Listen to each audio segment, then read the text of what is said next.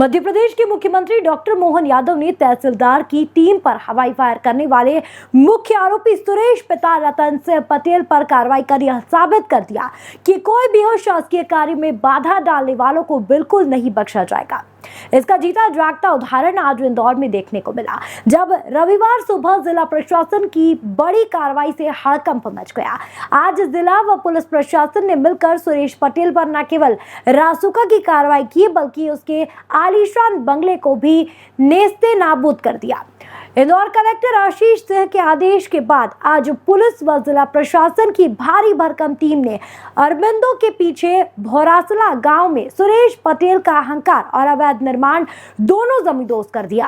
तहसीलदार पर फायरिंग करने वाले पटेल का अहंकार जमींदोज। पटेल ने तहसीलदार की टीम पर करवाया था हवाई फायर। प्रशासन ने हवाई फायर का जवाब बुलडोजर से दिया। सरकारी जमीन पर बना रखी थी पटेल ने अवैध कोठी। 10,000 स्क्वायर फीट में बनी आलीशान कोठी भी की नेस्तनाबूद। सुरेश पटेल समेत उसके 4 गुर्गों पर भी लगाई रासुका। मुख्यमंत्री डॉक्टर मोहन यादव के आदेश मिलने के बाद इंदौर कलेक्टर आशीष सिंह एक्शन में है। प्रशासन की टीम पर फायरिंग करने का जवाब अवैध निर्माण पर जेसीबी चलाकर दिया गया। मुख्यमंत्री मोहन यादव ने एक बार फिर बता दिया कि शासकीय कार्य में बाधा डालने वाले अधिकारियों पर हमला और आपराधिक गतिविधियों में संलिप्त आरोपियों को बिल्कुल बख्शा नहीं जाएगा। अधिकारियों पर हवाई हमले करने वाले मुख्य आरोपी सुरेश पिता रतन सिंह पटेल पर न केवल रासुका की कार्रवाई की गई, बल्कि उसके अवैध निर्माण को जमींदोज करने की भी कार्रवाई की। रविवार सुबह 5 बजे निगम पुलिस और जिला प्रशासन का भारी भरकम अमला जेसीबी और बुलडोजर लेकर अरबिंदो के पीछे भौरासला गांव में सुरेश पटेल की कोठी पर पहुंचा। 10,000 स्क्वायर फीट में बनी पटेल की आलीशान कोठी को प्रशासन ने जेसीबी की मदद से जमींदोज कर दिया। मामले में कार्रवाई करते हुए प्रशासन ने 1 एकड़ जमीन को कब्जे से मुक्त करवाया। इतना ही नहीं, इस घटना के चारों आरोपियों को राष्ट्रीय सुरक्षा अधिनियम यानी कि रासुका के तहत निरुद्ध करने के आदेश जारी किए गए। मामले में सुरेश पिता रतन सिंह पटेल, जयदीप उर्फ भूरा पिता जयनारायण, प्रदीप पिता जयनारायण उर्फ बेडलाल मिश्रा और जय कुमार पिता राजेंद्र शर्मा पर रासुका की कार्रवाई की गई। जब प्रशासन की टीम कोठी गिराने पहुंची तो कोठी के मालिक और उनके समर्थकों ने कार्रवाई का विरोध भी किया। बताया जा रहा है कि नगर निगम की अनुमति के बिना सरकारी जमीन पर अवैध निर्माण किया गया था।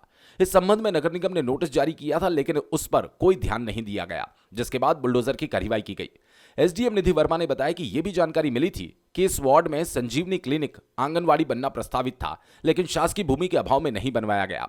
पहले प्रयास भी किया गया था, लेकिन कुछ स्थानीय तत्वों के विरोध के कारण नहीं बन पाया। तो अब इस जगह पर आंगनवाड़ी भवन के निर्माण के लिए प्रस्ताव दिया जाएगा। हाँ, आज भौरासला ग्राम में भौरासला और बरदरी की काकड़ पे नगर निगम की बिना अनुमति के निर्माण अनुमति के सरकारी ज़मीन पे बहुत बड़ा निर्माण कार्य किया गया था सुरेश पटेल द्वारा, तो उसको रिमूवल करवाया गया। तो बीते दिनों उन्होंने कुछ लोगों को फायरिंग वगैरह भी करी थी। हाँ, पिछले समय में जिला प्रशासन की टीम ईडी के निर्देशन में ज़मीन को बेकब्जा कराने पहुंची थी, तो फायरिंग की कार्रवाई की थी। अब कितने स्क्वायर फीट जमीन है जो आज जमींदोज की गई है? 1 एकड़ जमीन है जिसको हमने कब्जे से मुक्त कराया है। इससे पहले कोर्ट के निर्देश पर तहसीलदार और पटवारी प्रशासन की टीम के साथ सुरेश पटेल के अवैध निर्माण पर कार्रवाई करने के लिए गए थे। इस दौरान सुरेश पटेल के सुरक्षा गार्ड्स ने तहसीलदारों और पटवारी पर गोली चला दी थी, जिसके बाद अधिकारियों को अपनी जान बचाकर भागना पड़ा था।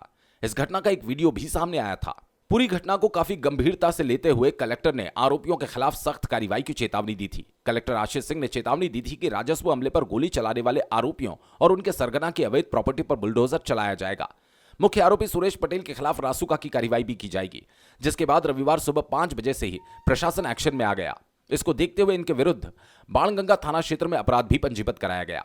उक्त सभी आरोपियों द्वारा लोगों को डराने, धमकाने, जमीन खाली करने की धमकी देने आदि की सूचनाएं भी लगातार मिल रही थी और उनका इस क्षेत्र के लोगों में भय भी व्याप्त था।